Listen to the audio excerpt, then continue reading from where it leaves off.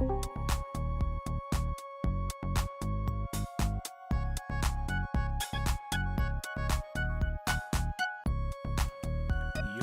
yo, yo, yo, yo. Everybody, I say, hey, everybody.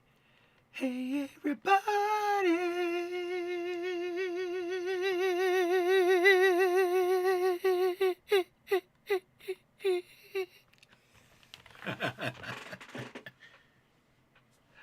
First and foremost, happy Veterans Day to my fellow veterans. I salute you with both hands. Happy Veterans Day to my fellow veterans. I thank you for your service. Me and my sweetie, we are both veterans. We were both active Army, regular Army, and now we're no longer active Army, but we are veterans. And we salute you with both hands. Happy Veterans Day, everybody. Hey, it's a holiday. I observe all holidays. I'm telling you, when I was working, when I was in the military, no, we didn't meet in the Army. We met. If you want to know how we met, back in my family vlogging days, right? If anybody is interested in how me and my sweetie met, if you go to my YouTube page, me and my family used to vlog, right? Me and my family used to vlog, and we used to have the adventures of Super Dad, right? And if you go back and look back, right, you'll see, right, these are some adventures of Superman vlogs, but relationship goals, right? Me and my sweetie, we did a little video series. It was called Relationship Goals, and inside there, we talked about how we met, right? The first one is how we met, episode 1. Second was how did you know they were the one, episode 2. Our proposal story, that was number 3. And then 13 years of marriage, how we stay connected. Then this was, man, that was 4 years ago. We've been married 17 years now. 4 years ago, right, it was 13 years of marriage. We've been married 17 years now. So that's like our story, our beginning to now story, right? If anybody's interested in that, that's but we didn't meet him. Now, she was still in the military when we actually met. I was out of the military at the time, and I was working for a contractor here on Fort Benning, and she was still in the military.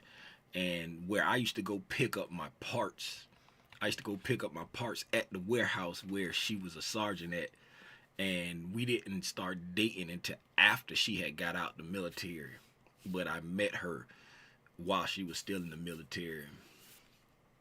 And yeah, man. And then the other one, if y'all interested in the Adventures of Super Dad, you're welcome to go look at those too. The Adventures of Super Dad. We used to be getting our vlog on. Oh, and then me and Junior, we had a little series called TNT. Right here, it's a video set. We did 11 videos. It was a video series called TNT, right? So we had a little series that we did where we used to do like a little podcast, right? And the first one was Raising Boys. Second, we talk about the quarantine. We talk about virtual school. Talk about birds of a feather, and then the rest of them just say, my own space, like having your own space, parent expectations, having the talk. We talked about having the talk, right? All this was 4 years ago. Modern gaming experience, old versus new. personality types. I'm proud of you. TV shows and movies. Those are the 11 that we did, and then after that, it kind of burnt out after that, right?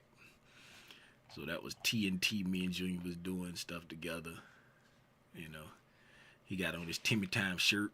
That's back when, because he used to have a channel called Timmy Time Vlogs, and so he had his Timmy Time shirt.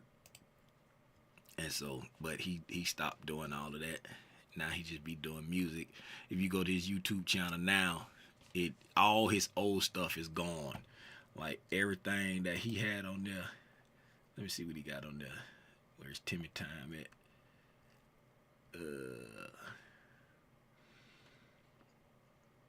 Let me see. I know I was subscribed to his page. Oh man, he might have changed the name to Il Jodem. Let me see if it's under Il Jodem.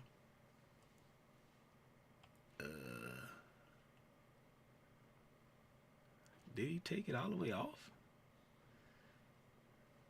It was Timmy Time, and then I think he had changed it to Il Jodem.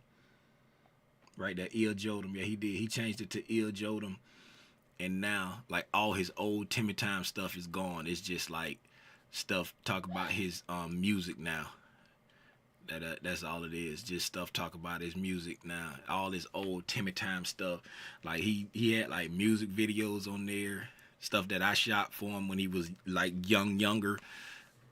He had like old music on there, like all the old stuff from like Timmy Time. He even took off like some of his more current stuff that he had that he don't like it no more.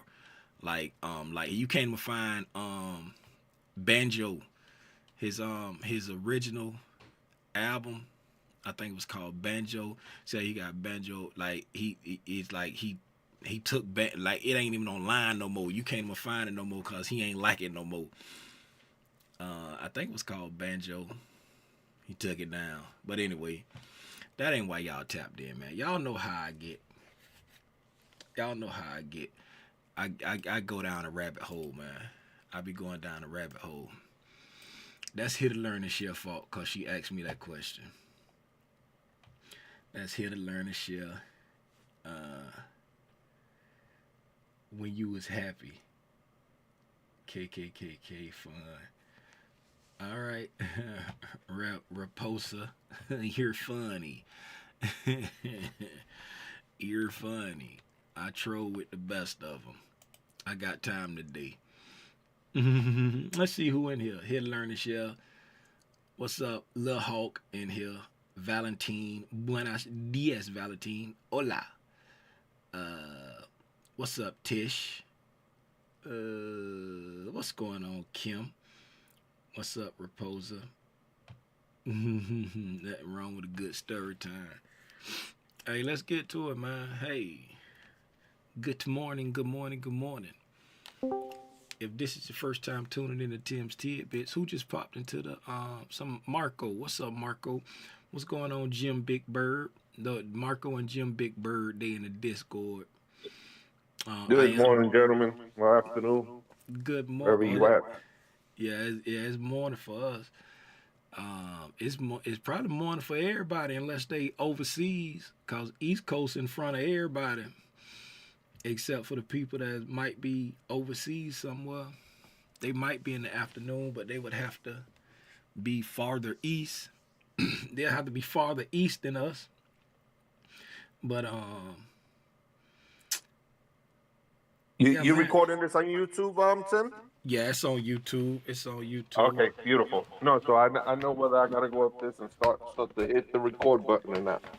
Yeah, it's on YouTube. It's on YouTube. So let me share my screen in the chat, the Discord. All right, share my screen in the Discord, and y'all feel free to pop in if you got a question or something. So today, let me do this. Good afternoon. Good morning. If this is your first time tuning in to Tim's Tidbits, please allow me to say welcome. If it's not your first time tuning in to Tim's Tidbit, I still want to say welcome, but give you a nice hearty thank you for always tuning in to Tim's Tidbits. If by some slither of my huge imagination you don't know who I am, my name is Timothy Lee Rogers Sr., a.k.a. Aranya Grande. Big spot if you don't hablo español, like Valentine. Valentine hablo español. But if you don't hablo español, I just said big spider in Spanish, right? And today, on this lunchtime lesson, we are going to be connecting the dots, if you will. We're going to try to connect the dots with the ICT concepts. Now, we have talked about this before in the past, right? Let me turn on my fancy dancy. See this little piece of the puzzle right here that Big Timmy Rogers is holding right over there? And he's plopping that piece of the puzzle into that puzzle back there that says ICT concepts, right? And he's putting in the missing piece of the puzzle. We've talked about this in the past before, because, and do you see what it says on that missing piece of the puzzle? Y'all know I like class participation, so somebody in the chat, type in the chat what's written on this puzzle piece that Big Timmy Rogers is plopping into that. What's up, Deborah? What's going on, Deborah? What's written on that piece of the puzzle right there? Somebody type it in the chat.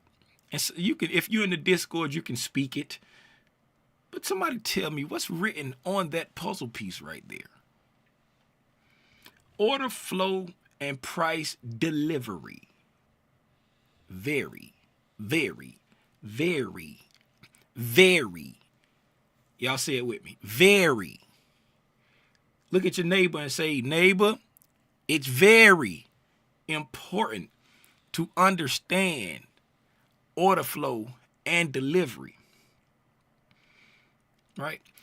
Look at your neighbor and say, neighbor, order flow and delivery is the sine qua non of price action. You say, Tim, what's sine qua non? I saw that on your YouTube page before, sine qua non. And I thought you was talking about photography. Where? Well, sine qua non is something that I learned from a doctor that I go to school with. Sine qua non is a term that they use in the medical field, right? And why is that? Because without this, nothing else matters, right? Sine qua non. Sine qua non means without this, it don't matter. So if this ain't present, you do not have this. If this is not present, you do not have this. If this is not present, it is not this. So, sine qua non, that means if this is not there, you don't have this. If you don't have this part of it down, you cannot be expected to do this. So, order flow and price delivery is the sine qua non of reading price action, understanding price action, being able to trade price action, right? And Deborah, you're a nurse. If I am butchering what sine qua non is, say, Tim, you're butchering it. And I still won't care because I'm still going to use it. But if I'm butchering it, let me know that I'm butchering it, and then I'll continue to butcher it as I please.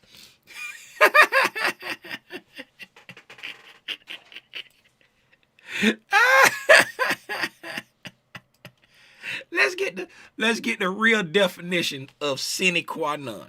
Sine qua non.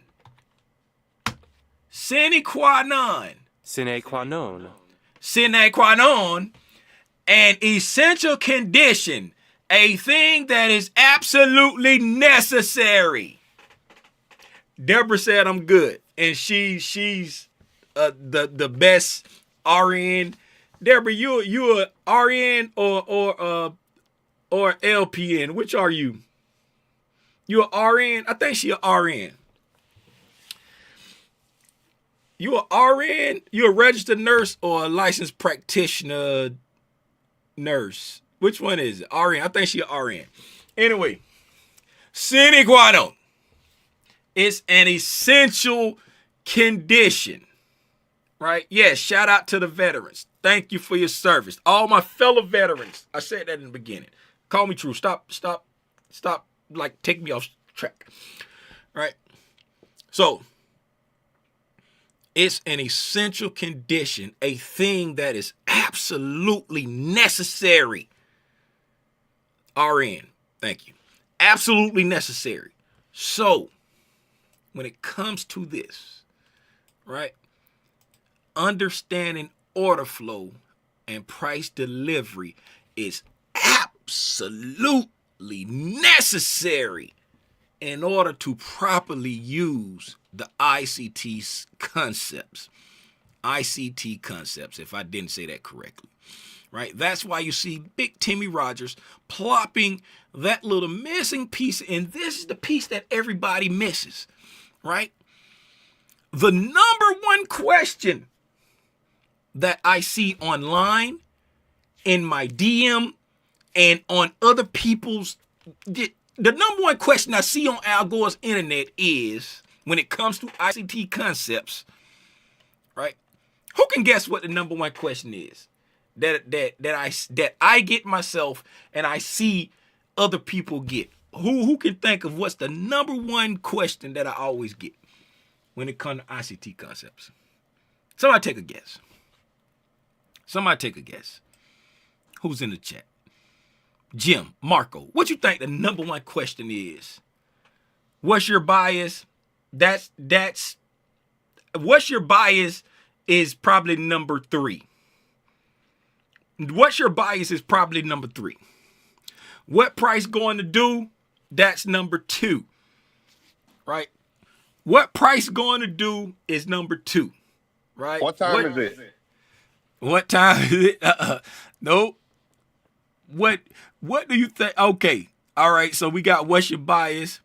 What's your narrative? That's kind of like the same thing. What price going to do? Right? What price going? So what's your bias? What's your narrative? What price going to do? Those kind of in the same vein, but like, you know what I'm saying? What price going to do is asked a little bit more than what's your bias and narrative. But the number one, what does this, does this stuff really work? Now, do it really work? And what PD array, those right there are like, you know what I'm saying? That's like round 4 or 5, whatever. Your model. What ICT mentorship should I use? The 2022 model, the 2023 model, the 2024 model? What model do you? That's what people are. That's the first thing people ask. What's the best ICT model to use? Should I use is the 2022 the best model? Is the OTE the best model? Is 2023 the best model? Is this the best model? That the best model? Is this the best model? Is the best model? They eating the dogs, they eating the cats, they eating the dog, they eating the cat. Oh, it matters not what model you use. If you do not understand the concepts, it don't matter what model you try to use, because you're just a pattern trader. So you might as well just set your risk to reward, flip a coin, and take the trade. That's it. Because that's all you're doing. You don't know why you're getting into the trade, right? You see a pattern set up, you enter. That's it. So don't worry about what model is the best. Just set your risk to reward. You see that pattern, flip a coin. Should I take it this time? Yes, take it. Should I take it this time? Nope, not going to take it. Just go from there. Because you don't understand, right? And for everybody who want to know what's your model, the model don't make a difference. If you understand the concepts, you can make up your own model. Because what Michael has done through all the mentorships, right? He takes pieces from his core content and he develops a model for you to use, for the lazy people who don't want to go do the work and learn the concepts and then develop their own model. If you learn the concepts, right, you can have multiple models that you trade. If you learn the concepts, you can have multiple models that you trade. Do you have to trade multiple models? No, you don't. Right? You can only have one model. That means you would have a lower frequency of trading, and that's a good thing. Having a lower frequency of trading is a good thing. Why? Because the less you trade, the less you are to lose money. Because if you're constantly trading and trading and trading and trading and trading, nobody is going to beat the market 100% of the time. So the more you try to beat the market, the more you expose yourself to loss, right? So this is what I advise everyone to do. If you want to learn to trade ICT concepts, right? And we're going to get on the charts in a second, right? If you want to learn to trade ICT concepts, this is what I advise everybody to do, right? Yes, I share this stuff on my YouTube channel, right? Right? I share this stuff on my YouTube channel, but I advise everybody to go to Michael J. Huddleston's YouTube channel. It's the Inner Circle Trader. His channel looks like this, right? Go to his playlist, right? Click on playlist. And when you scroll down his playlist, you'll see a bunch of playlists in here, right? And you see over here how it says 2017 ICT Private Mentorship Core Content Month 12, right? That's the last of it, right? If you come down here, you see it says 2016 ICT Private Mentorship Core Content Month 1. This is the beginning of the core content, all his free core content that he used to charge money for a mentorship to teach people this. Study these. Core content month 1, 2, 3, 4, all the way through 12. So you got month 1, month 2, month 3, month 4, month 5, month 6, 7, 8, 9, 10, 11, 12. That's all his core content, right? If you study all his core content, now you got all the concepts that he used to share in his private mentorship. Okay, now you got all the concepts that he shared in his private mentorships, the foundation of the concepts. Now, the 2022 mentorship, right? He got ICT 2022 mentorship that he started in the midst. No, he started this just before he started dropping the core content. Now, the 2022 mentorship, right? This is when he developed the 2022 model, right? But if you don't understand the core content, the 2022 model is just another pattern for you, right? But if you go through and you do the work in the core content, then you understand how to properly use the 2022 model, right? Then he came out with the 2023 mentorship, right? 2023, where is this 2023 mentorship? It's in here somewhere. 2023 mentorship right here. He got 105 videos in here. The 2023 mentorship is him taking a deeper dive into how to use the 2020 the core content. It's right. It's him taking a deeper dive into how to use this stuff in the 2023 mentorship. So without the core content, right, you're not going to properly understand how to use the stuff that he's talking about in the 2023 mentorship. Now he's doing I'm saying he's done with 2024 because he typically don't do anything during these holidays. So now the 2024 mentorship, I'm saying is over. I'm saying it's done because he usually takes this time of the year off. So now the 2024 mentorship, he went even deeper into how to use the core content, right? So without understanding the core content, the 2022 mentorship, it's really not going to do any good. The 2023 mentorship is really not going to do you any good. The 2024 mentorship is really not going to do you any good. You're just going to have a bunch of questions because you haven't done anything with the core content. He's going to be talking about a lot of stuff in here that you need the core content to understand. And since you need the core content to understand it, just go look at the core content first. Absorb the core content first. And then start going through the mentorships. Right? Now, if you don't like watching long videos, don't watch it. This concept's probably not for you then, because the man runs his mouth and he talks a lot and he buries the gems deep inside of the running of the mouth. So if you're not willing to sit through it, like he do like me, he separate the wheat from the tip. Like the real true gang know when I be coming on, I be doing all this other stuff. It's just to get all the riffraff out of the comment section so that we can get to the meat and potatoes. Right?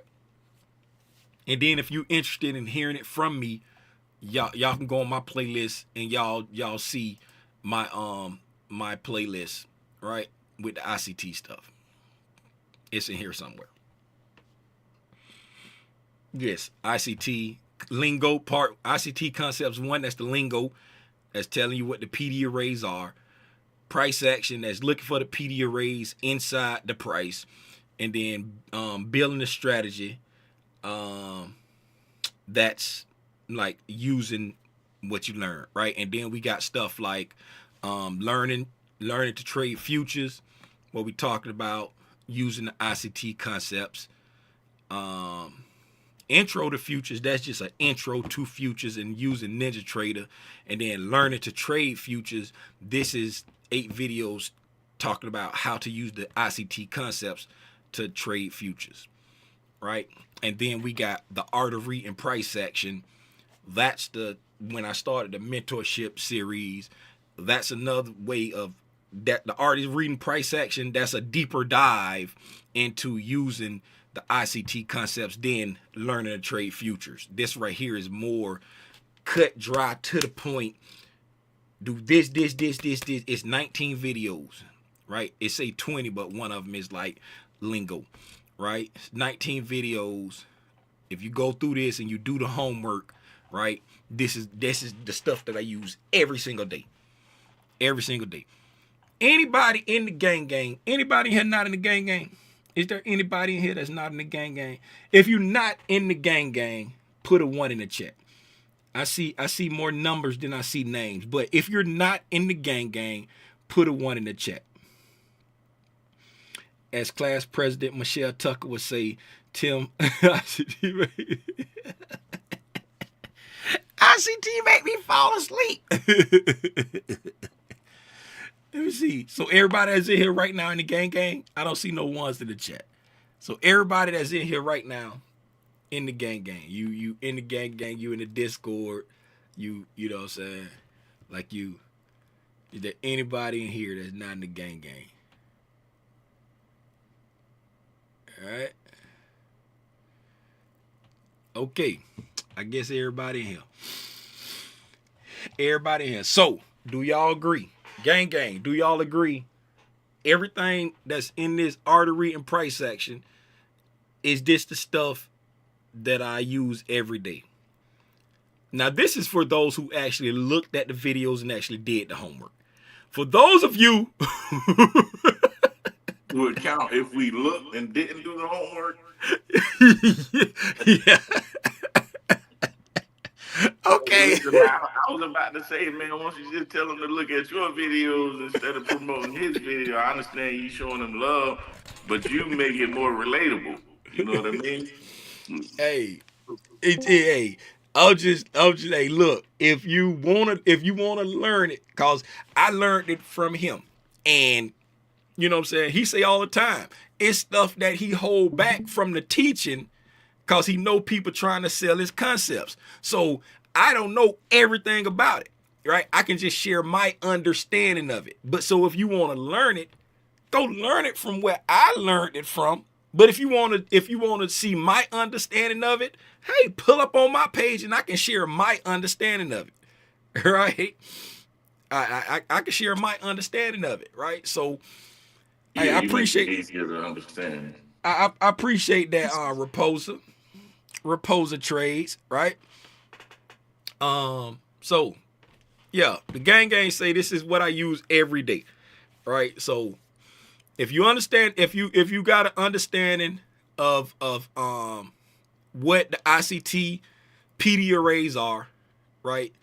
If you understand what the PD arrays are, then this art of reading price action, it can help you, right? It can help you because this is going through, you know what I'm saying, sharing how I use the PD arrays and how I use them as building blocks to build my narrative, you know what I'm saying, of why price should do what it do, right? And speaking of why price should do what it do, let's go ahead and get on the chart. Let's get on the chart. All right, move out the way, Tim. Let's get on the chart and connect some dots. Right, let's get on the chart and connect some dots.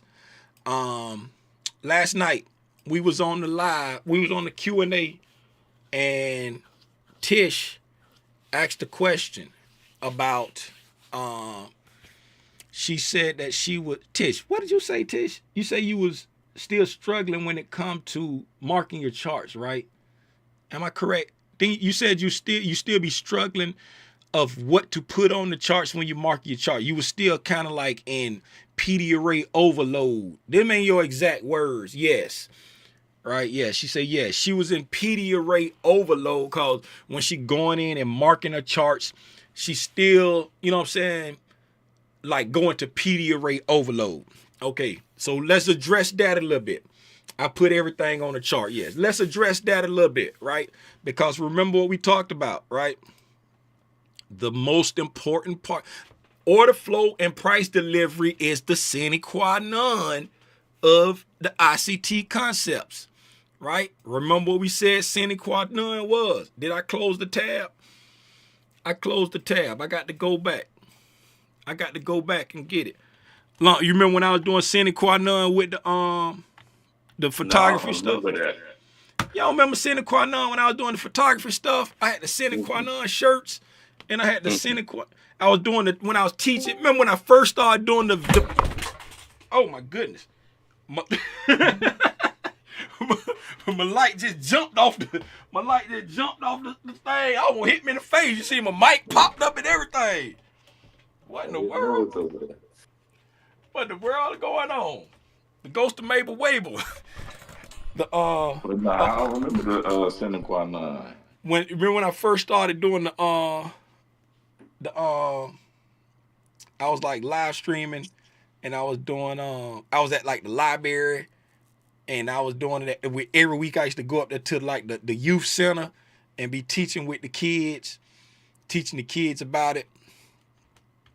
But that's it right there. The sine qua non. Sine qua non. They say sine qua non. That's how they say Sine it. qua non. Sine qua non, right? An essential condition. A thing that is absolutely necessary. Right? A thing that is absolutely necessary. So if you don't have an understanding of order flow and price delivery, don't even try to waste your time figuring out a model. Don't even try to waste your time marking up your charts in accordance with ICT concepts, right? So last night, and then here we go again here. Tish, you remember last night what my chart looked like when I opened it up, right? The only addition to the chart after we was doing our Q&A, right, is you see I got a buy side line here, a sell side line there, and a new day opening gap right there. Ignore this little line there. Get out of there. I don't know why that line is there. All right. Buy side line, sell side line, and a new week opening gap line right there. Right. That's it. This, and a new week opening gap. This is my midnight line. That midnight line probably was just out of the screen. It probably was out of because it wasn't midnight yet when we was talking. Right. So I always have my midnight line on there. But so when I marked up my chart for my weekly chart prep, right? All I had was Friday's high, Friday's low, and last week's high, which is the same spot for the high and low.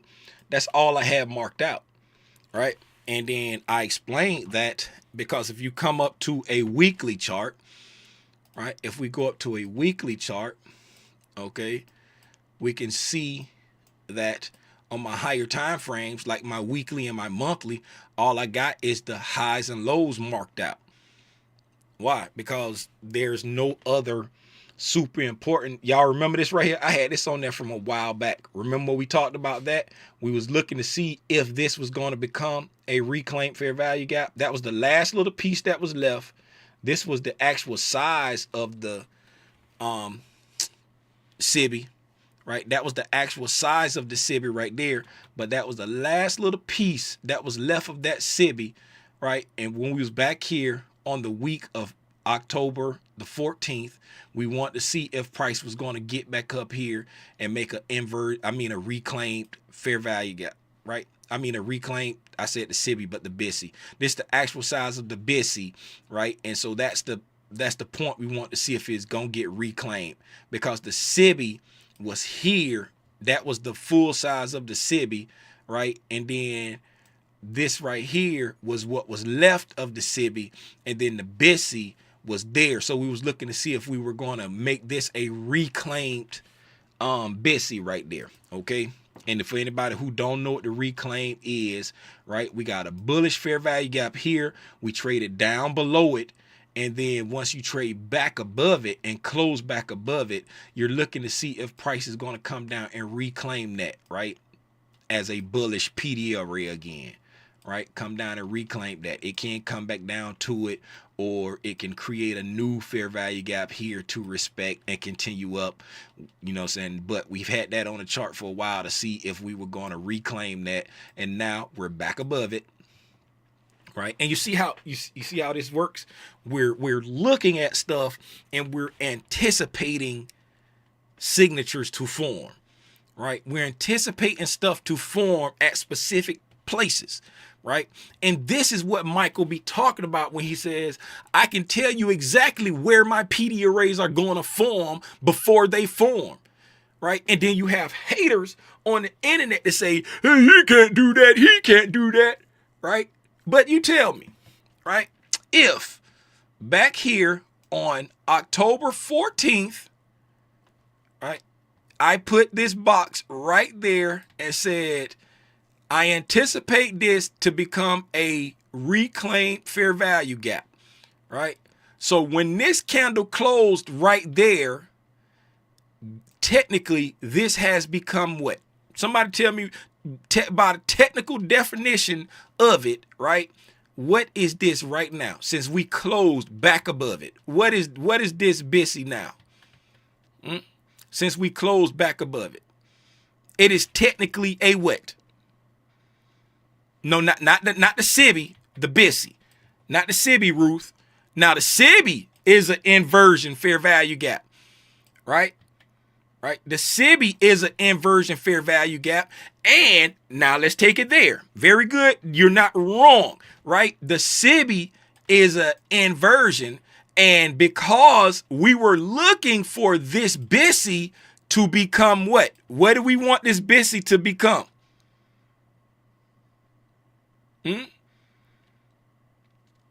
This works so much better when people what you talk. Mean, you said reclaim? Reclaimed, right? So since we predicted this BISI to be a reclaimed, right? We predicted this to be reclaimed. If you look over there, we got reclaimed with a question mark on it, and that's been over there since October 14th. Today is the 11th. So now that this candle here closed, this right here is officially a reclaimed fair value gap.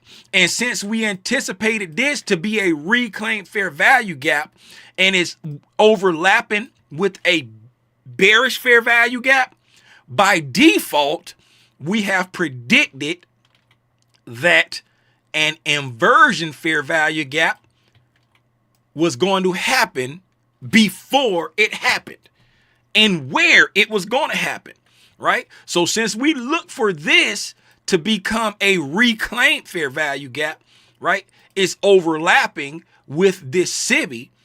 And in order for this BISI to become a reclaimed fair value gap, this SIBI has to become an inversion fair value gap, as Ruth said. So whenever Michael says, I can tell you when my PD arrays are going, where my PD arrays are going to form before they form, this is what he's talking about. Right? And if you looked at this chart and you agreed with me that this was going to become a reclaimed fair value gap because our target was here, right? Put a 1 in the chat if this all-time high had been our target since way back over here somewhere. Right? Since like September, October, since forever. We've been talking about, and what do we say? Why was this our target? We said we were looking for the NQ to play what?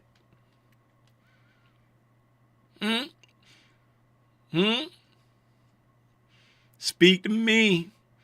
But I don't know, but I think y'all was saying 6 sister or something. 6 sister. We was looking for the NASDAQ to play 6 sister.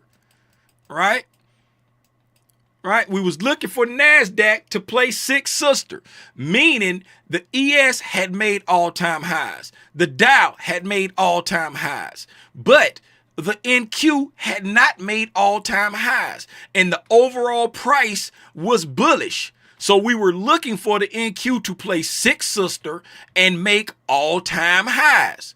And since all-time highs was our target and we had a inversion fair value gap on the BISI side, right, and a bearish fair value gap on the SIBI side, we were not looking to sell off of this bearish fair value gap. We was looking for this bullish fair value gap to become a reclaimed fair value gap. And since if this becomes a reclaimed fair value gap, this would become an inversion fair value gap, and therefore supporting the narrative of going to our high. So from October the 14th, right? October the 14th, that Monday, leading into this week, before we, this is the weekly candle. So before we ever touched this area right here that we got highlighted, we said price was going to get back on the top of this, right? Making this a reclaim and this an inversion. And now here we are on November the 11th, right? We got the inversion and the reclaim fair value gaps that we spoke about almost a month ago, right? So I said all that to say, don't ever let anybody tell you that these concepts don't work. I'm just a simple guy from Fort Lauderdale, Florida, right? I'm just a simple guy from Fort Lauderdale, Florida. If I can look at these charts and use these concepts to predict what price is going to do, you can too. They didn't teach me this at Sunland Elementary. They didn't teach me this at Plantation Elementary. They didn't teach me this at Rickards Middle. They didn't teach me this at Parkway Middle. They didn't teach me this at Dillard High. They didn't teach me this at Boyd Anderson High. They didn't teach me this at BCC. They didn't teach me this at no school that I went to when I was living in Fort Lauderdale, Florida. But I can do this. And you can too. Only you can prevent forest fires. Only you.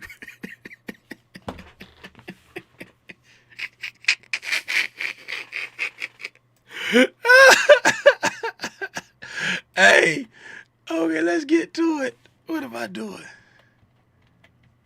Okay, let's get to it, man. So, looking at our higher time frame, right? This is a weekly chart, right? We don't have anything that we want to mark out. If you mark out like breakers, stuff like that, you can mark out this breaker over here, but I don't mark breakers. I only mark like inefficiencies. I mark lows, highs, and inefficiencies on my chart, and then I just keep a mental note of where the breakers are and stuff like that, because I don't want a million things on my chart. Right? When I go to a daily time frame, right? We spoke about this last night. Right? I didn't mark out anything on the daily time frame because the closest inefficiency that we had was down here, right? Below the daily low. Right? And at the time, price was up here. Price was right there at the close of last Friday's candle. Right? So I didn't want to mark that out, right? I got other PD arrays on that's on the radar before that, right? So we got consequent encroachment of that wick, right? That I need to see if we respect or disrespect before I start becoming concerned about if we're gonna draw into this daily fair value gap, right? So I'm not putting it on my chart, right? I keep like I don't. Sometimes I will leave the consequent encroachment of the wicks on the chart, and sometimes I don't, right? If I planned on trading today, then I would have the consequent encroachment on the chart. But I wasn't trading today, so I just updated my chart and I was like, I'll put in the rest when I get ready. I'll put it in Monday night when I get ready for Tuesday's trade. And if I trade on Tuesday, I'm planning on trading on Tuesday, so I'll put it in there, right? So I want to see what we do with this discount PD array before I go marking something lower than that. Right? And then if we respect consequent encroachment of Friday's wick, right? Then I want to see, you know what I'm saying, what we do with today's low. So I'll have today's low marked. Just say if this the lowest we go on today. If that's the lowest we go for today, right? If we don't go any lower, then I'll have today's low marked, right? And then I may put this fair value gap there, right? Why? Because when we get to all-time new highs, right, you want to allow price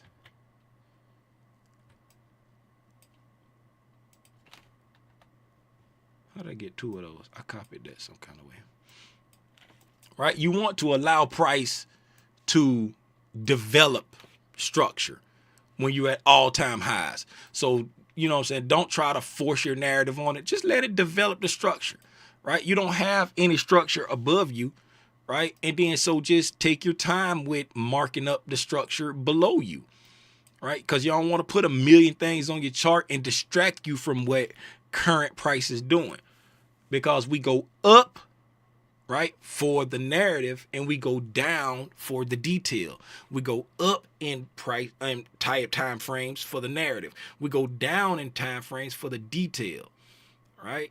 Looking for the detail of how that narrative is going to play out, right? How that narrative is going to play out, right? The higher time frame narrative is that price is moving in a bullish manner.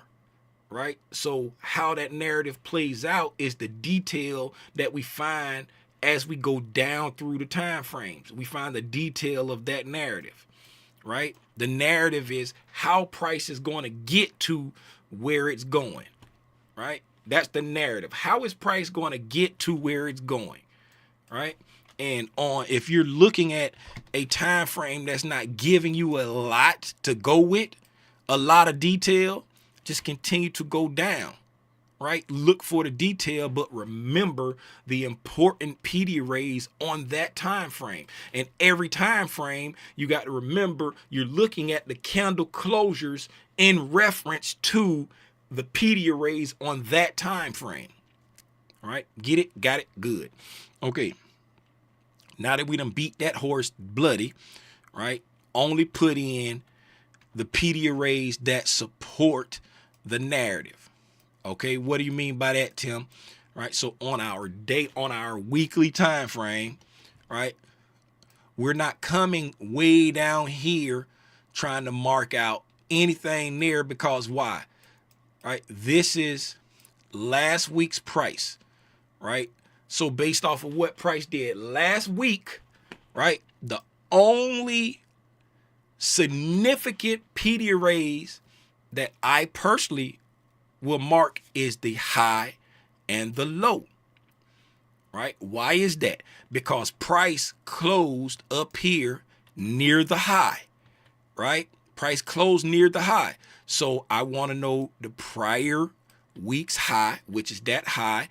I want to know the prior week's low, which is that low, right? And then you can look up to 3 weeks back for the lows and highs. And when I look at this weekly high, which would be 2 weeks back, that's a monthly high. So I don't have to put weekly high there because I know that's a monthly high. That's a higher time frame than the weekly, right? This weekly low and that weekly low is right next to each other. Ain't no need to mark both, right? And then on the monthly time frame, that's my monthly high and my monthly low, right? So since nothing on the weekly, right? Nothing on the weekly says, hey, mark me out as far as imbalances outside of what we have been looking to happen. There's no reason to mark any imbalances in here. There's no reason to mark anything else in there. Why? Because we keeping a mental note of this breaker right here, right? Low, high, lower, low, right? Keeping a mental note of that breaker because I don't mark out the breakers on there, right? And then you can also keep a mental note of the deepest wick that on this leg, on the leg prior to it. This is the deepest wick. That wick did the most damage. You could keep a mental note of that consequent encroachment, or you can mark it if you want to mark it. I just keep mental notes of certain things, not to clutter up my chart, right? Consequent encroachment, that's the deepest wick right there, right? So those are some things you can keep in mind. You can look at all of that, right? Let's leave that on the chart for a second. We go down to the daily time frame, right? So looking at the daily time, when we come into the daily time frame, right, you'll notice we got confluence with that weekly consequent encroachment, right? It is in confluence with the consequent encroachment right near the consequent encroachment of this BISI right there. So that's some overlapping confluence there. So if price starts to trade down into that, you know, you can think, oh, we got a BISI here that's in line with consequent encroachment of that wick. So you can look at how price, what price does at this fair value gap, right? Does it dig down into this fair value gap on the daily, right? But on the weekly, do we still end up closing and respecting the consequent encroachment of that wick? Different things you can think about, but you don't have to always put everything or keep everything on your chart. These are different things you can look at and think about in price, right? Why? We still have to see what we're going to do with that discount PD rate. This is the most current thing, right, that you're watching. Remember, I don't know if y'all remember, but I said if price starts to trade down here, then I'll maybe highlight this and keep that on the chart. But until I see what we're going to do with that, then I ain't putting that on the chart. Right? Once I see what we do with this, then maybe I'll add that to my chart. Okay? Going down to a 4-hour time frame, same thing. This 4-hour fair value gap is inside that daily fair value gap that we were seeing, right? And then we said we had a small piece of a 4-hour fair value gap right there that we still hadn't traded to, right? And it was right there at the prior day low, right? The 4-hour fair value gap was right there at the prior day's low, right? So if we come down and we swept that sell side, right? We came in to sweep this sell side. We could come down and complete this fair value gap and never touch the 4-hour fair value gap, right? Right? It would come down and touch into the daily fair value gap, right? The one that said we could always add it to the chart later, like once we start coming down, but we can come down, fill the rest of that 4-hour, right? Without never even touching this one. Could it go down there? Yes, it could, because once you get here, right, then you want to know how far below the low can you go, right? And then that's when you start looking at, I got a 4-hour fair value gap right there, right? This daily fair value gap, is actually all the way down to here.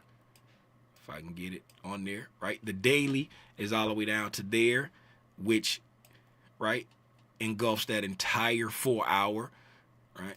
Consequent encroachment of that daily is there, which is right near consequent encroachment of the 4 hour, right?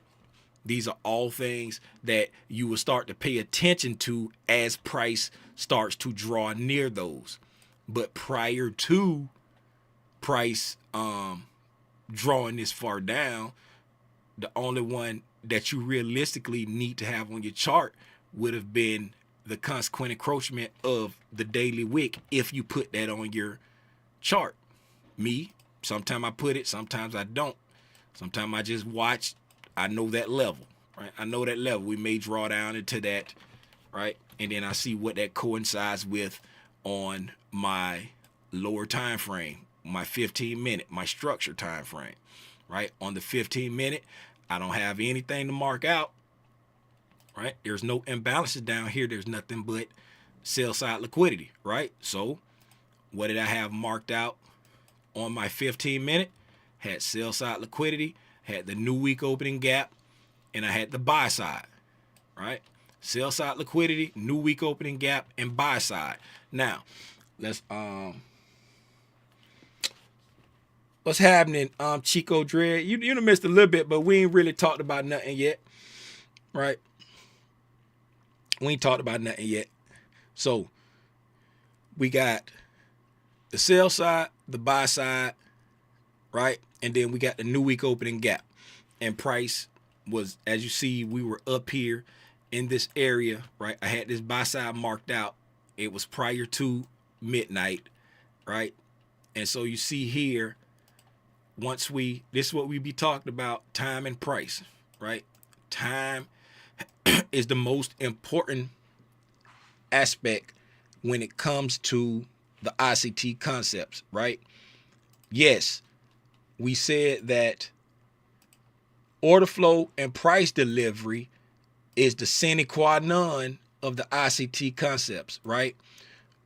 And what do we mean? Without an understanding of order flow and price delivery, you hopeless when it comes to trading this. Understanding of order flow and price delivery is essential. What it says sine qua non is an essential condition, a thing that is absolutely necessary. So you got to be able to understand order flow and price delivery. Okay, so time is king when it comes to the ICT concepts. Let's share this screenshot for those that's not in the gang and don't already have this. I just thought about it when I said time is king, right? Time is king. If I can find it. Right there. Time is king. Take a screenshot of this. I'll put it full screen. Right? Take a screenshot of this. Time is king. Right? And I'll get off the screen and if you don't want me in your screenshot. Right? I'll take me off the screen for a second. Take a screenshot of that. Right? So let's talk about this for a quick second. Now I'm back. Uh-oh. Get out of there. Now I'm back. Let's talk about this for a quick second. Right here. Where let me point. Let me get my pointer pointing. Right up there. Look up there over there, right? Sessions. Right? Your Asian session is 8 p.m. to 2 a.m. Your London session is 3 a.m. to 11. What's that? Maybe a somewhat stupid question, but is there a specific kill zone time in the PM session as in the AM session?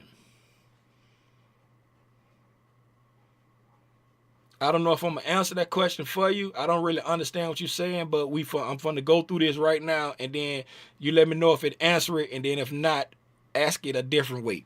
Right? So sessions, right? Time is king, right? Time is king. And you see when you swing trade, let's start at the top. When you swing trading, right, you want to look at stuff like seasonality, like time of the month.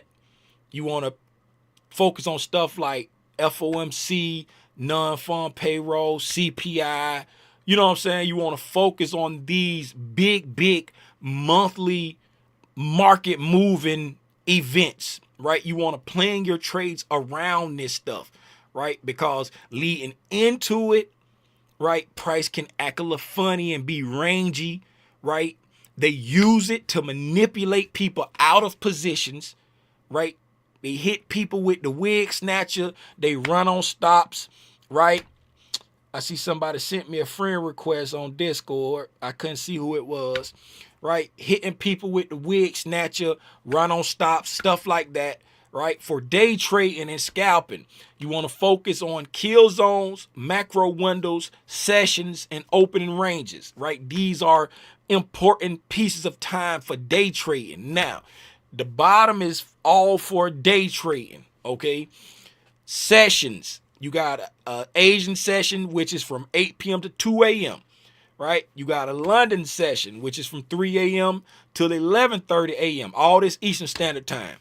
You got a New York session, which is from 9:30 a.m. to 4 p.m., right? Those are your sessions. During the sessions, you have these spaces of time called kill zones, right? The kill zones are when the algorithm, the setups, the kill zone is when the setups are most probable during the kill zones, right? So during the kill zones is when the ICT setups are more probable, right? This is when the algorithm is more prone to do the signatures that we're looking for inside the ICT concepts, right?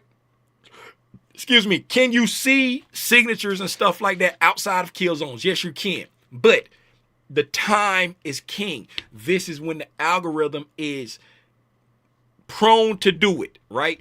During kill zones. So during your Asian kill zone is from 7 p.m. to 12 a.m.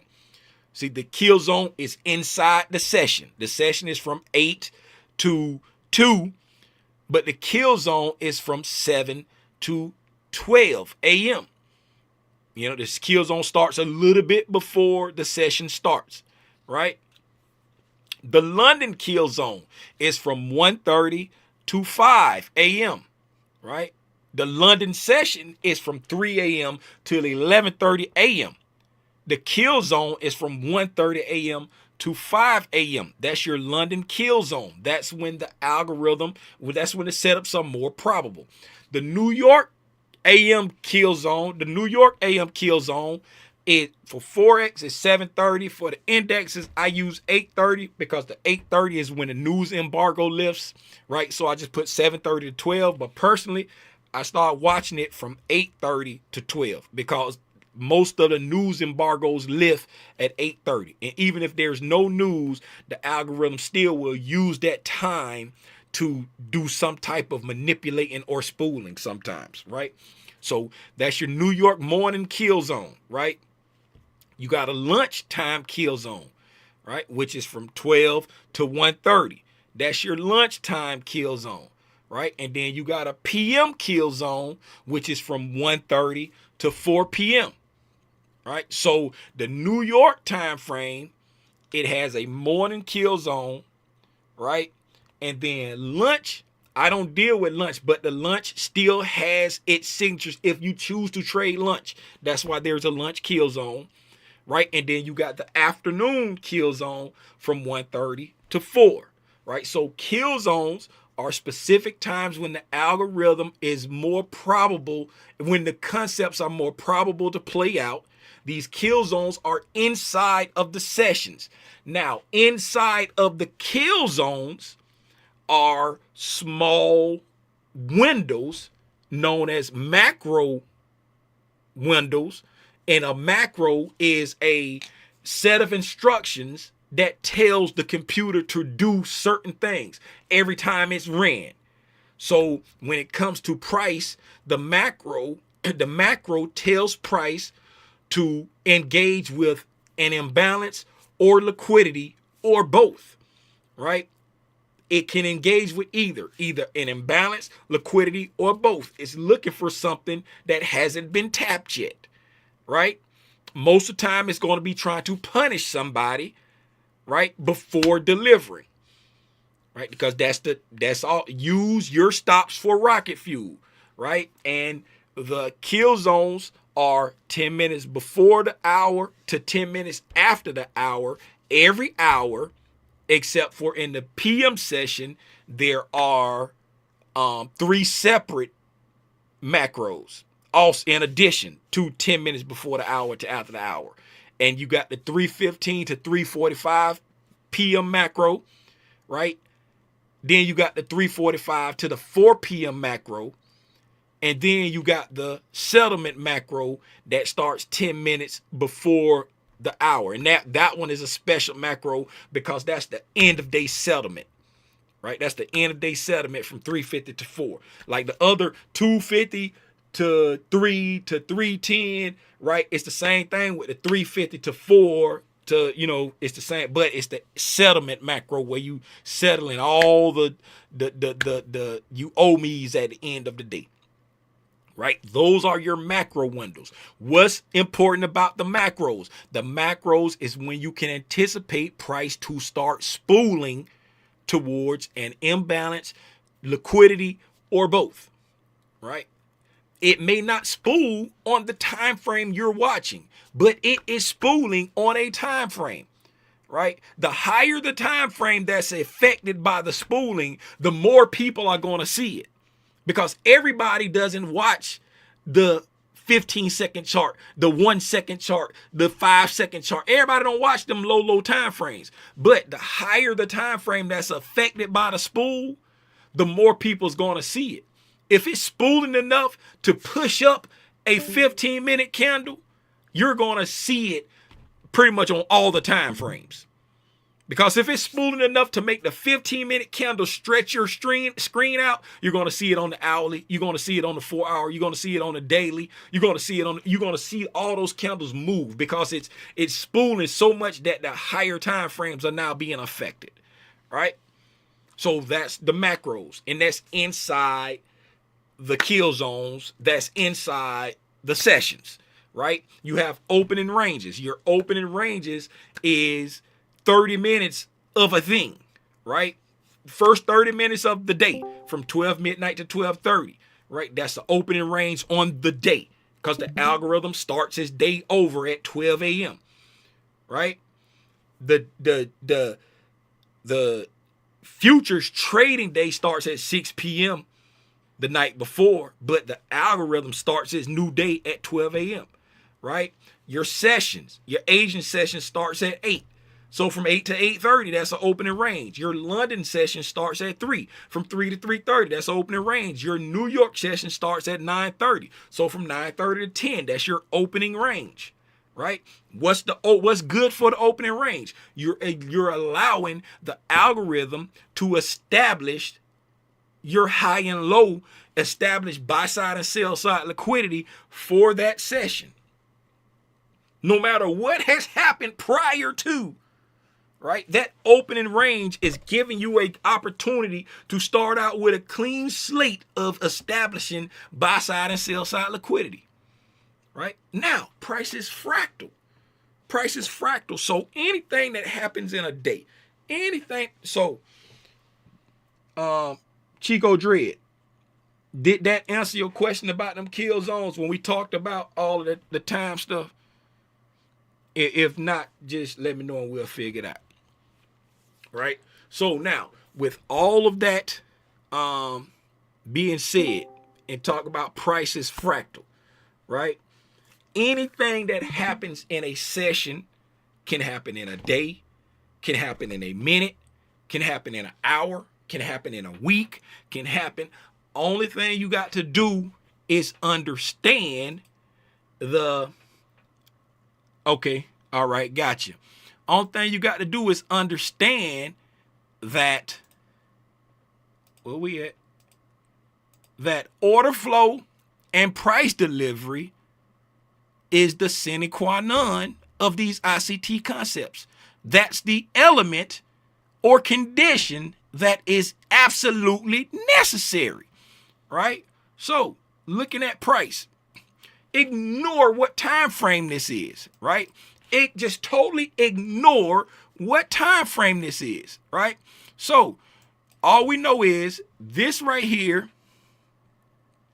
right? We know this is our new week opening gap, right? That's our new week opening gap. What, somebody tell me what our new week opening gap is. What is it created by? Right? What creates the new week opening gap? It's the difference between what? The close on Friday and the open on Monday.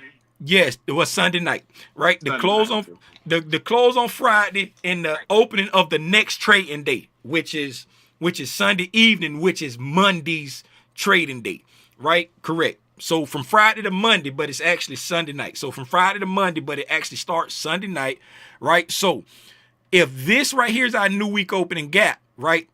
We know that the high of this new week opening gap right there at 21,249 and 3/4 is the weekly open, right? We know that that's our weekly open. So we are starting what? We're starting a new week. We're starting a new session, right? Because we're going into the Sydney and Asian session, right?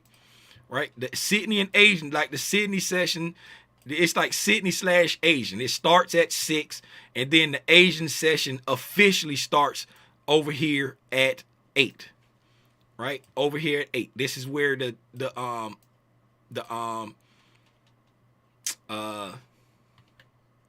candle here. Asian. That's where the Asian session officially starts, and like Sydney starts there. So it's, you know, everybody just say Asian, right? Even though the Asian don't officially start to 8, everybody just say Asian cause, you know, don't nobody pay attention to Sydney, right? Okay, so this is our weekly open. Let's put us a let's take all my TDA off, right? Take off I'll leave my gap, right?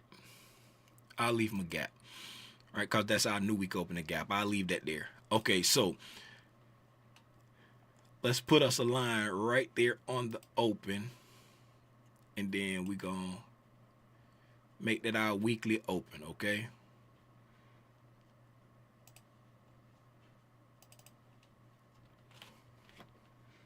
Open week. Put that in the center. All right. All right. That's our weekly open. Okay. That's our weekly open. All right. So now let's just we're going to look at it from we starting this session, right? So from starting this session, right? Let's go over here, and this right here, all right, we're going to start this session, and then we're going to go over there to 6:30. All right, we're going to go over there to 6:30, right? And inside 6:30, right? What do we do here, right? We established a high and we established a low, right? What's above this high right here? What's below this low right here?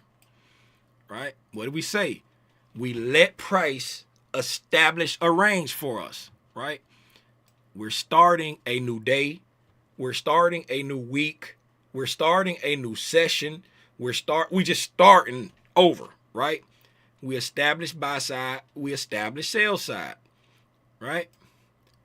What do we do once we established, right? Once we established our buy side and sell side, what do we wait for? We want liquidity to be engaged. We wait for liquidity to be engaged. And once it engages one of those established liquidities, we look for a signature of what price wants to do, right? we look for a signature of what price wants to do. And if we come here, right, remember what we said over here when we marked out our weekly chart, our weekly setup, we said that all we had was we had a daily, let's put our daily low and high back on there, right? We had our daily high, our daily low, right? And a bunch of sell side liquidity, this trend line sell side liquidity over here, right? And this right here, that was the new day opening. That was the wick of the daily fair value gap that we was like, that's a discount PD array that we want to see how price reacts to that, right? Remember, I kept a mental note, but I was like, if you want to keep it on your chart, you can keep it on your chart, okay?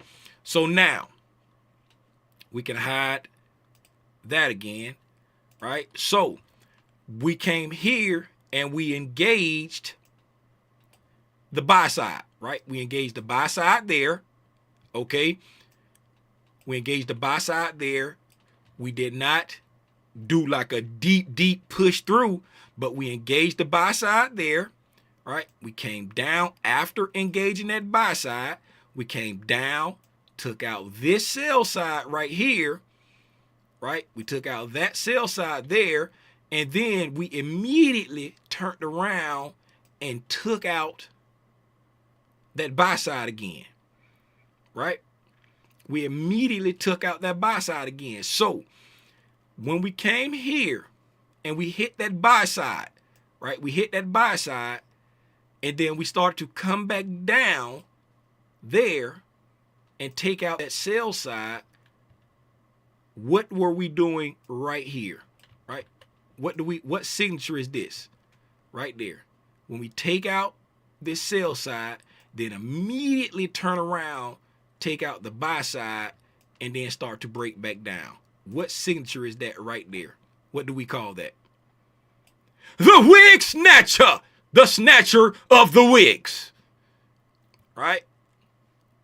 The snatcher of the wigs, right? And if you're not privy to the wig snatcher, right? If you're not privy to the wig snatcher, you can always watch for you engage liquidity there, right? We engaged liquidity there when we traded down below that sell side, right? When we traded down below that sell side, did we give, right? Did we give anything obvious of we were about to just melt off? No, we didn't, right? We ain't giving an obvious that we was about to melt off, but we did show some bearishness here, right? We showed bearishness there, okay? And we showed our bearishness there. We dropped down. We took out that low, right? We engaged the buy side, came down, right? Took out that low, right? With displacement, traded back up into the fair value gap and balanced price range, came down, took out the sell side. Now here, right? Remember what we said, time. Okay, what time was all of this happening, right? So we come over here, this right here, around this area there. So around we got these on 15-minute candles, so we can't really get all of that. So let's go down to lower so we can get our macro times in there. Right. So right there. Matter of fact, let's do it like this. Make it easier. Let's make it easier on myself.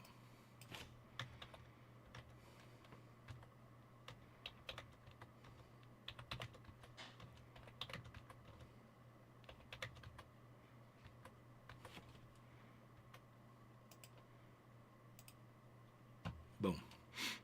There you go. Now. Okay.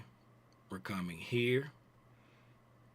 On this one here, coming into the New York session, right? Remember what I told you. During macros, on some time frame, it's going to be spooling, and some time frame is not. But if we pay attention here, we did move up into the buy side there. moving up into the buy side during this macro time frame, right? Moving into the London time, right? Remember we said the London open was at 3. Let's put this line over here at 3 o'clock. So right there, right there at 3, okay? Right there at 3, going into a new session, a new anything, we can anticipate what? Some type of manipulation, right? So coming into this session, right? Finishing up this macro time where we come up and engage the buy side, coming into the new session, we go up and engage this buy side, right? As soon as we engage the buy side, we break down and take out that sell side, right? What is that move right there, right? When you go up and then immediately come down, right? You take out buy side, then immediately come take out the sell side. What is that called? What is that called? Say it again, Tim. I was like half listening. What is it called when you take out buy side and then immediately come down and take out sell side? What is that move right there called? Le Judas. Very good. Oh, the Judas swing. Okay. Judas swing, right? Who answered? I didn't see who answered. Tish. Okay. Right. So we got a Judas swing right there going into a new session. Right. So we get the Judas swing, right? And then we trade back up into the imbalance, leave a breakaway gap, and then we trade down, taking out the sell side, right? When do we do this, right? We trade up into this, going into this macro time, right? What do? We complete the Judas swing, right? We go up, take the buy side, going into this macro time, we spool down and take out the sell side, right? Now that we've taken out the sell side, we retrace back up into the imbalance, leaving a breakaway gap. And then as we trade into this macro time, this one here is pretty much looking like a consolidation, right? It's pretty much looking like a consolidation, but on some lower time frame, right? We come down, take out some liquidity, go up, take out some liquidity, and then immediately reverse back down. What is that? That's the wig snatcher, right? Why? We come in the direction that we're really going, right below that low. On some time frame, you see that swing low right there? On some time frame, you're spooling down to some liquidity, right? On some time frame lower than this 5 minute, you're spooling down to some liquidity, right? Once you take that liquidity, you spool back up above these highs. You're spooling to some liquidity. So you're going the right way, immediately reverse, take them out, and then turn back around to go the right way. That's the wig snatcher playing out on a lower time frame during a macro, right? During a macro time. So price is spooling to liquidity during this macro, right? We continue down and we take out the sell side right there and we create a low right here. When do we create this low? During this macro, after taking out sell side, after spooling to sell side. See, we got consecutive down close candles coming into this sell side liquidity, right? So we create a low right there, right? So now, when was this low created? We're going to put sell side right there. Right? We're putting sell side there. And why? Do anybody know why I put that sell side with that dash line with the letters in the middle right there? Why did I put that sell side with the dash line with the letters in the middle right there? Internal liquidity. Yes, internal liquidity, right? Why is that internal liquidity? Because what? Because it's within the buy side and sell side, which is external. Yes, it's within this buy side and this sell side that we marked out from the beginning, and we've only engaged the buy side, right? So we engaged the buy side, and now we're showing a want to go to the sell side. So since we didn't take out that sell side yet, this is still internal liquidity for this entire range right here, right? That's your internal liquidity for this range right there. Okay, so we mark that out as internal sell side. Now that we mark that out as internal sell side, the time of that is at 6 a.m. It was made at 6 o'clock, right? What time, which one of these windows does 6 o'clock fall in, right? 6 o'clock falls inside the London kill zone, right? 6 o'clock falls inside the London kill zone. So since this low was created during the London kill zone, this now makes that what type of liquidity? What type of liquidity is this right here? Not internal, but it's internal liquidity, but what type of liquidity is it because of the time aspect? Time-based. Now we got time-based liquidity that was created right there during this right here. The significance of time-based liquidity is that it can give you an indication of what the market wants to do, right? It can be used as a draw. It's a significant PD array for the algorithm because it's based off of time. Time is the most important thing when it comes to what the algorithm does because it has to refer back to a time and then a price. So it has to think back to this is an important time, and during that time, this is an important price. Time and price, time and price. So looking at this right here is our London low, right? When we engaged this high over here, right? When we engaged that high right there, we were taking out our overnight high, which was a time-based high, right? So now that we've taken out that time-based high, now we have a new high. And when was this high made? It was made during, y'all remember what this line was right here? What was that line right there? Y'all remember what that line was there? Who remember what that line was? This vertical line right here. Y'all remember what that line was?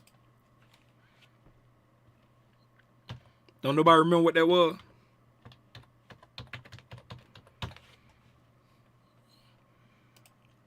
That look familiar to y'all?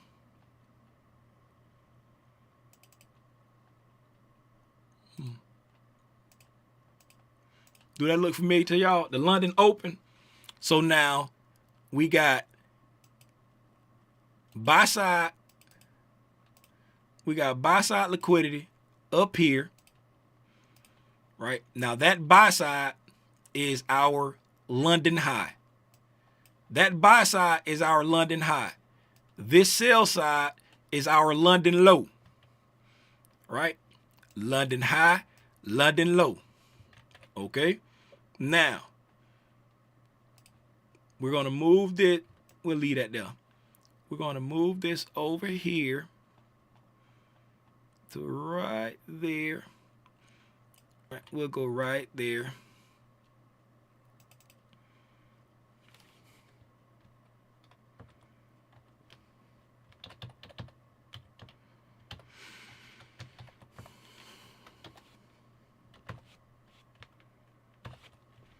Okay.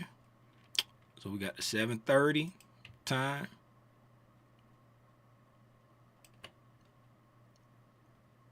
And this is the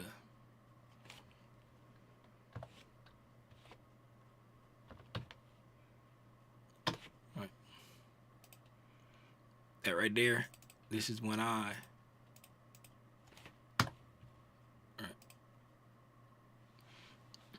that's when I start watching the kill zone, right? So, and then let's do this while we're here.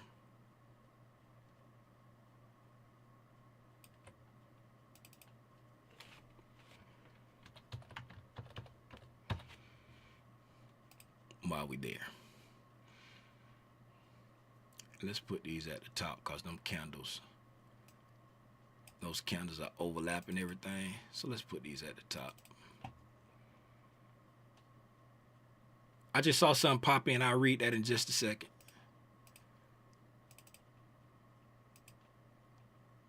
Then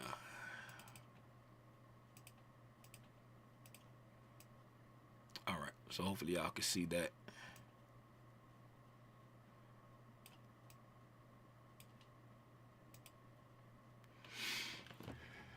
Okay, means that the time-based liquidity is tapped.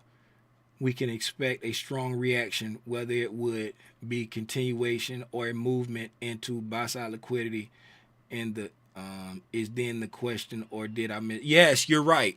So when you tap that time-based liquidity, right, you're looking for a reaction. Are you giving signs of? Are you giving signals of a continuation, meaning you're going to go beyond that liquidity? Or are you giving signs of a reversal, meaning you're breaking structure and going back to engage the opposing liquidity, right? The best moves are going to come when you engage opposing liquidity first, right? That because if you already got your bias, you want to see price engage with the opposite liquidity first. That's when you say, oh, here comes the manipulation. And then that can give you a chance to get into the move earlier. But if you don't have a bias, then you sit there and wait for it to engage. And then it give you a break in structure, a change in the state of delivery, a inversion fair value gap, whatever you use as your confirmation that we're going the other way. And then engage with price, right? So, yeah, here we go. So now we got we're coming into the New York kill zone time, right? We're coming into time. So as we come into the New York kill zone, we're coming into a new what? A new kill zone, right? When we come into a new anything, what do we anticipate? It don't always have to happen, but what do we anticipate going into a new anything? Right? Somebody talk to me. What do we anticipate going into a new anything? Manipulation. Very good. Manipulation. Right? So, coming into the New York kill zone, right? You got 730 coming into the New York kill zone. What do? We go up and we engage time-based liquidity. Right? Now, over here, right here, at this point right there, right? During the London, when we engage this time-based liquidity, right? What did we get right here? Right? What did we say this was right here? Right? Somebody tell me what we said this was right there. If I can get it to connect. When we traded down right there on that candle during this macro time, we said we got what right there? What do we say that was? This was our what? Don't nobody remember? Somebody take a guess.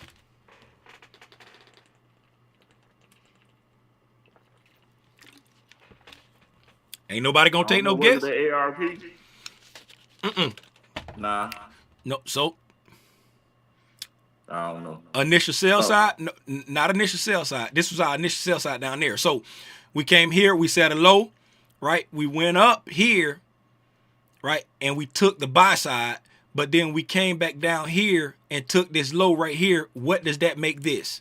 Right there. This candle trading below that right there. What is this right here?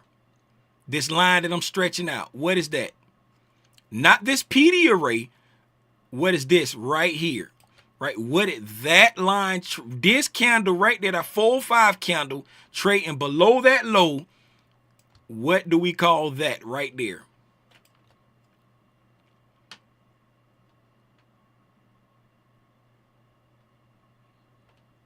Don't nobody know? I know everybody head hurting because we've been talking about a lot of stuff, but think about the basics. Think about the basics now. Right?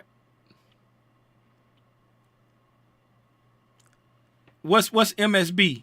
Is that market structure break? If MSB is market structure break, you're right. Valentin, yes, a break in market structure. If MSB is market structure break, you're correct. Breaking market structure, right? Right? Breaking market structure. Why?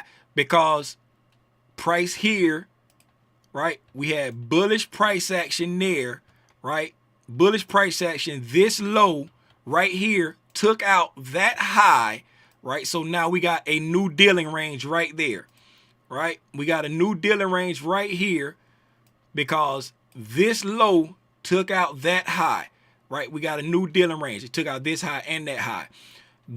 So from here to there, we went, right? We came here and we took out external liquidity, moving up, right? So now this is our external, this is our external. And if we trade down and take out that low right there, now we have a bearish break-in market structure, right? So this right here was our bearish break-in market structure. So we had a bearish break-in market structure, okay? So right there, that was our bearish break-in market structure right there. Okay, we did trade a little bit lower here once we traded back up and got that sale during the London time frame, right? We had the bearish break-in market structure, came back up, we got our short during the London, right? This is your London short right here. Now, over here, right? We said we came into the New York kill zone right here at this 730 candle. We're coming into the New York kill zone. Anytime we're coming into a new anything, right, we can anticipate some type of manipulation, right? Over here, price showed us that it was bearish. Price said, I'm bearish over here during this session, right? So price is bearish, right? What did I just say? If you got a bias, what do you want to see price do if you have a bias? You want to see price engage what? Opposing liquidity? Engage opposing liquidity. Very good, Don. Y'all been pulling up some hard-hitting answers. For everybody that done pulled up with an answer so far, this is for you.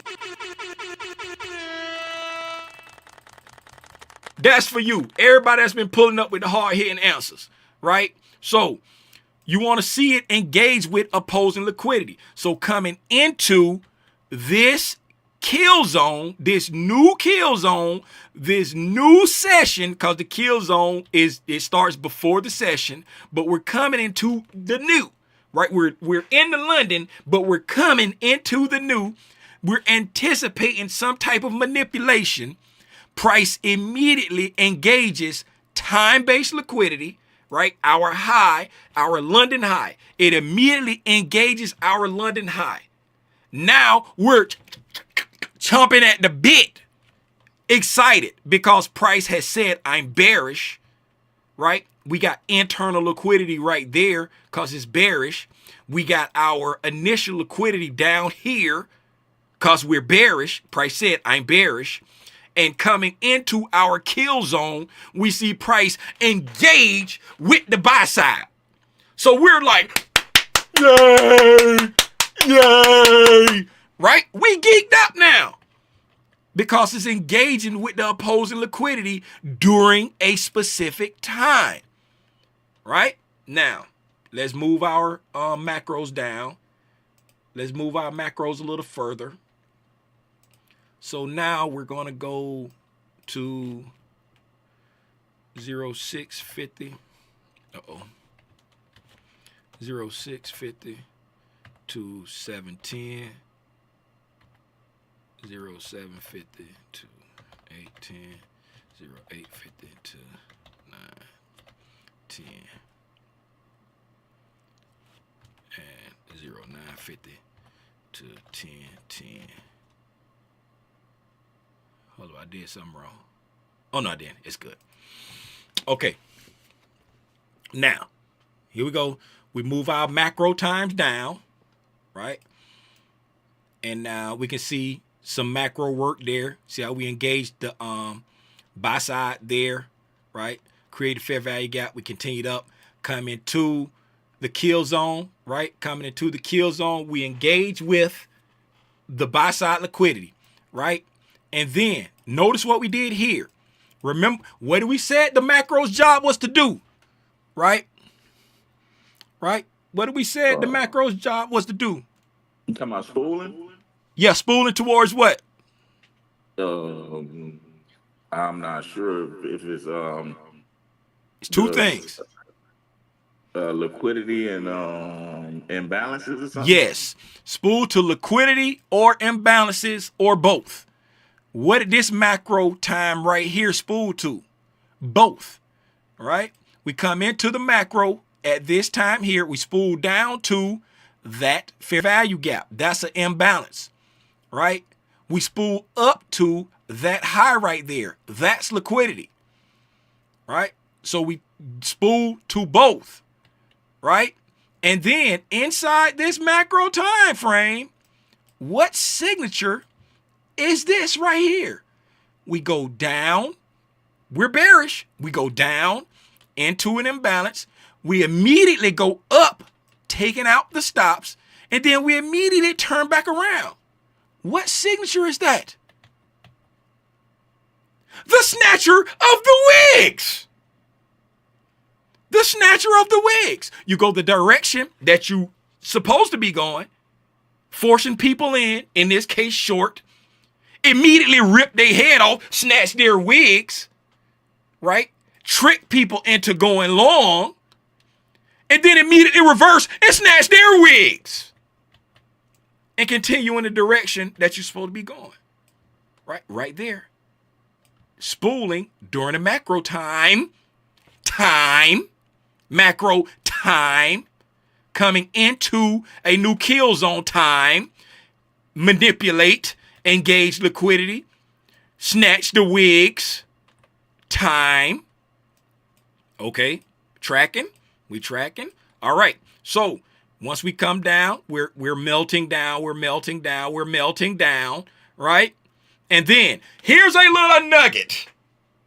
This is a little nugget that I wasn't planning on talking about, but can somebody tell me where price, as we came down here and we got into this macro time right here, we got into this macro time right here, and you say, Tim, you said that price will spool toward an imbalance or liquidity or both, right? I see that here we came down there, right? I see we came down right here, Tim, right? And then we just stopped for no reason, and then we went back up and traded above a high. I get the liquidity part, but what did we trade to here? Somebody tell me what price traded to right here. This candle here came down into what? What did that price come down into? And tell me what's significant about where it went. Somebody speak to me. I don't know. I see a fair value gap right Fair there. value gap? What's a fair value gap? What is that? That say what? No, I'm talking about what the price supposed to spool to what? Imbalance. It spool to an imbalance. And what's important about that imbalance? That part I ain't got for you. What's this green line? What's this green area? What was that? Oh, is that a macro or Macro time. That's a macro? Okay. Yes. So if you looking at price trading, if price is trading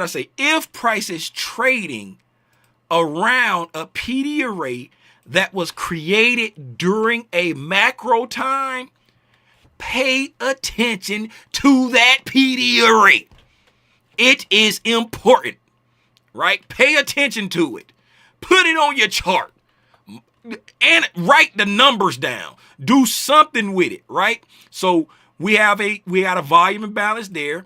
So we're going to include that volume imbalance and we're going to trace that over there like that, right? And we're going to make that green. We'll just make it green.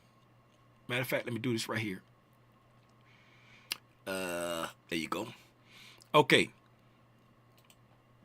Keep it in mind. All right. So, boom, we come down into the macro time, spool down to consequent encroachment of this time-based fair value gap. Spools to a time-based fair value gap. Hurt! Throws on brakes. Reverses. Spools to short-term liquidity. Hurt! Stops on brakes. Right? So spools to imbalance. Spool to liquidity. Right? And then takes out the low. Wait a minute. What? Signature? Wait, check this out. What signature is this? We come down when we're bearish.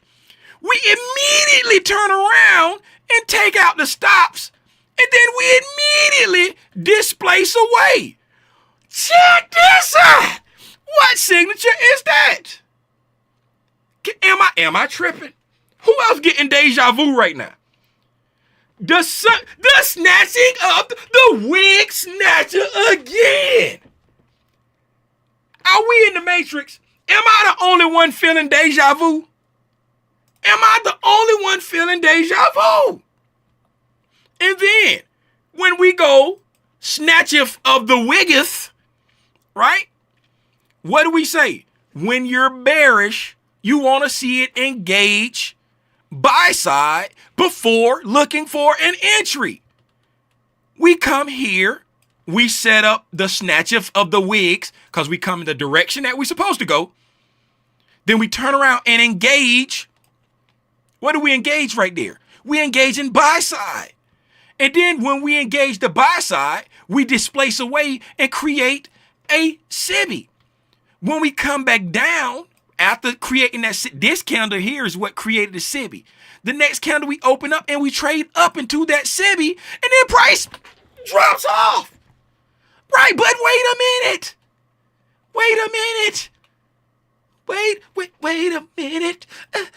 Remember I told you, you don't always see stuff on the time frame that you're looking at unless you know what to look for. Remember when we put this line here? I'm about to cry because oh my goodness. This line right there represents the New York Open. Right? This represents the New York Open. Right? And when we come into the New York Open, right? We come into the New York Open, right? What do we say? We anticipate some type of manipulation, right? Now, looking at these 5-minute candles right here, right? These are 5-minute candles. Okay. When we come into the New York, right? We come into the New York, we open up and we go down, right? We immediately go back up and then we come back down again, right? Now let's go lower. Let's go down to a 1-minute chart. We're going to go to a 1-minute chart here. Oh my goodness. We go down. I can't take it no more. Right? Coming into here, right? We open up in New York, right? So we go down. We trading down here in New York, right here, right? Come down. When we come down below these lows over here, right? Tricking people in short. Then we come over here and we trade back up above this high right there. And then we take off down. No, it's not. Yes, it is. Once again, it's the old wig snatcher again. It may not have, you probably can't see it as clear on the time frame that you're watching. But I told you, price is being priced on every time frame. So coming into the New York session, We anticipate some type of manipulation, right? So we start going down. We get below that low right there, right? Remember on the 1 minute, we traded below that low. Then price went back up, right? We're manipulating, right? We went back above a high over here. Remember, we went back. Anybody, and even if you're not looking at the high, let's look at it in the sense of imbalances, right? Right? Let's look at it in the sense of macro time frames, right? So here we have, and this 9 o'clock candle, it's 9:30 candle there. What did it create, right? This 9 o'clock candle created what, right? Remember this BISI over here from this macro time frame, right? When I say it's important, this 9:30 candle, it created what? It made this into a what? Speak to me. Speak to me. Ain't nobody gonna talk to me. Everybody quiet. My feelings hurt. What about that inversion fair value gap? What you were saying? That 9:30 candle made this a what? I guess it made it an inversion fair value gap. Yep, it made an inversion fair value gap right there, right? So this inversion fair value gap is from what? It's from what? It's from a macro time, right? Okay. Remember what we said about the macros. It's from a macro time, right? Now, during this macro time right here, right? What do we have during that macro time there? We have a breaker. Okay. I thought that was what's the other thing I always ask you about? The mitigation blocks. I thought order block. Yeah, I thought it was. You got an order block. You got an order block too. But we got a breaker, right? We got a bearish breaker right here, right? The last down close candle. The breaker really is all of these candles right there, but we focus on the last down close candle, right? I like to just do my bodies, but you can do the wicks also, right? I like to do the bodies because the bodies is the bulk of the price action, right? I like to do the bodies when it's not overlapping with a fair value gap, right? But we got a bearish breaker here, right? And then, like Lump said, we have this is the larger, right? This is the, largest of it, right? So I would use that as the order block as opposed to this one over here because it's there inside the consolidation, right? It's inside the consolidation right there inside that time frame, right? Inside the time frame. So I would use that one as opposed to this one, or you can come just outside the macro and use that as the order block right there, but it's not inside the macro time.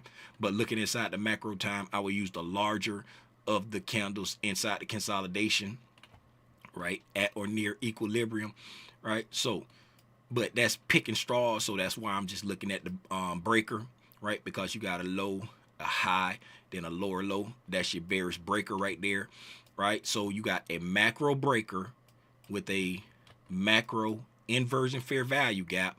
So when 9:30 opens, we break down, right? Trade back up to mean threshold of the breaker, right? Trade up to mean threshold of the breaker, and then we drop off, right? Respecting the inversion fair value gap. So you trade back up into mean threshold of your macro breaker, your time-based breaker, right? And then you drop off, right? And then we deliver to our initial sell side that we have been expecting to hit ever since we were told we were bearish over there. And that is how you connect the dots, la la la, using all the ICT concepts that we have learned. I thank you for tuning in. Does anyone have anything for me? I truly care less or not if you think these concepts work. I just know they do. And I know how to use them fairly well. Like I told you, they didn't teach me this at Sunland Elementary School. They didn't teach me this at Plantation Elementary School. They didn't teach me this at Rickards Middle School. They didn't teach me this at Parkway Middle School. They didn't teach me this at Dillard High School.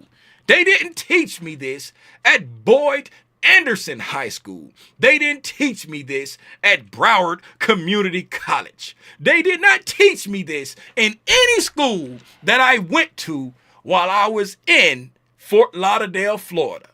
So for me to be able to sit here and talk about these concepts and use these concepts every single day, this stuff really works. And it's somebody charging you $5,000 to $12,000 for their mentorship to teach it to you.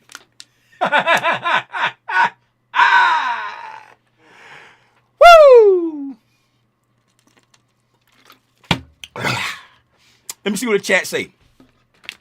Thanks much for always connecting the dots. Connect the dots. What's up, Wells J Rock? Connect the dots. La la la. Thank you, bro. Mega strong stream. Again, very much info taken. Thank you, Chico Dread. I appreciate you for tapping in. Hey, man, that's all I got. If y'all feel like somebody might learn something from this, how long? We've been on here a long time. How long we been on here? Why I can't see the time?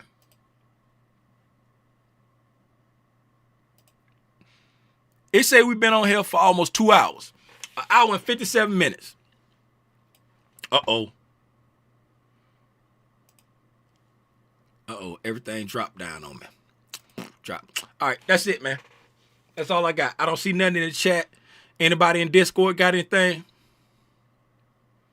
Yeah, I got something. What's up?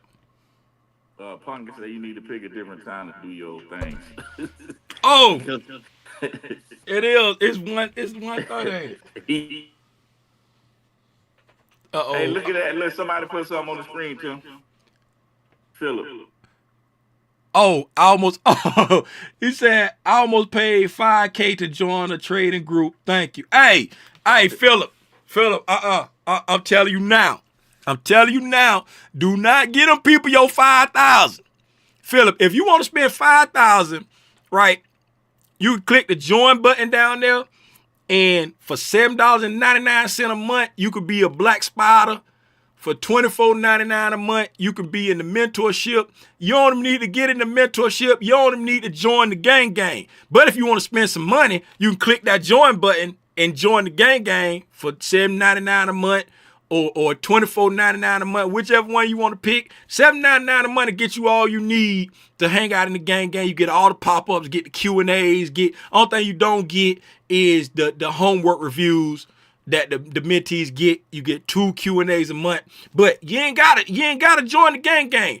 Go look at my videos. Go look at the ICT videos I told y'all to watch. Go look at that stuff. If you look at Philip, I'm telling you like this right here. You ain't even got to join the gang, Philip. Do this right here. Go on my YouTube channel, right? Philip, first of all, do you understand ICT concepts? Do you understand like what fair value gaps are, breakers, mitigation blocks? Do you understand what the PD arrays are, Philip? Do you understand what the PD arrays are? All right, I'm finna help you out right now for the free 99, Philip. Do you understand what the PD? Nope, you don't understand PD arrays. Okay, all right. So you got 2 ways of learning the PD arrays. Okay, so now these are your 2 ways of learning the PD arrays. The way I recommend you learning the PD arrays, right, is coming to the ICT channel, right? ICT, the Inner Circle Trader. This is channel right here, right? Go to his playlist. And if you look at core content month 4, right? This is when he start teaching you what the PD arrays are, right? Month 4 is when he start teaching you what the PD arrays are. So month 4, yes, that's when he start teaching you the PD arrays. right? So month 4 he starts. Then let me see what's in 5. 5, right?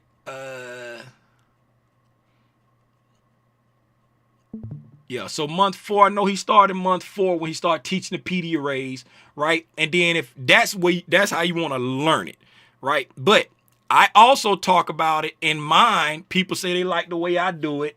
If you look, it says ICT concepts, lingo. Where is it? ICT concepts, right here. So the ICT concept lingo playlist, right? I break down each PD array here, right? Mitigation block, breaker, liquidity voids, fair value gaps, order blocks, right? This teach you what the PD arrays are, right? And then, right, with the price action, I talk about how to find them in price. And then with the building strategy, I talk about building the strategy. But look at the lingo playlist and look at how to find them in price on my page. That's my understanding of it. Or go start with core content month 4 with ICT. That's when he teach you what the PD arrays are, right? So lingo playlist and ICT price action reading. They tell you how to find each one of them in price. A right? lot of people tell us They tell you how to find each one of them in tricky. price. Okay, once you look at those 2 playlists on my channel or look at it on ICT, come back and look at the Art of Reading Price Action playlist. It's 19, well, it's 20 videos in here, but it's 19 like real deal. Just look at this whole playlist. So if you look at the lingo playlist, how to find the price action playlist, and then look at the Art of Reading Price Action, that's all you need. That's all you need. Now, the monthly payments, that's just for people who want more of my time and they can connect with me in the Discord one-on-one. But you ain't got to do that. Go look at them 2 playlists, them 3 playlists on my page, and that's all. Everything that we just, somebody, if you in the gang, right, everything that we just talked about today, right, if that was covered in that lingo playlist, finding the price action, and then the Art of Reading Price Action, if that was covered in there, somebody put a 1 in the chat. If you part of the gang, if everything that we talked about today, right, if it's covered in those 2 lingo price action and the Art of Reading Price Action, put a 1 in the chat. That's it. All of it. That's all you need right there. You ain't got to pay nobody $5,000. You ain't even got to pay me $7.99 a month. You ain't even got to pay me $24.99 a month. It's all right there for free. Because Michael got it all on his page for free. The only thing that the membership is for people who appreciate me, what I do, and so they sign up for the memberships. And then since y'all paying y'all hard-earned money to support my page, I'm going to create a Discord just for y'all. So whenever y'all got questions or whenever I feel like popping up and running my mouth, y'all got complete access to me. And I stay popped up. I ain't going to hold you. Lingo and the price section, I got you. I actually paid $5K, but I got a refund, and I'm so glad I didn't pay it. Thank you. All right, that's it. Lingo, ICT concepts, lingo, ICT concepts, price action, and then the Art of Reading Price Action. That's all you need. Gucci. Check this out. We just saved somebody $5,000.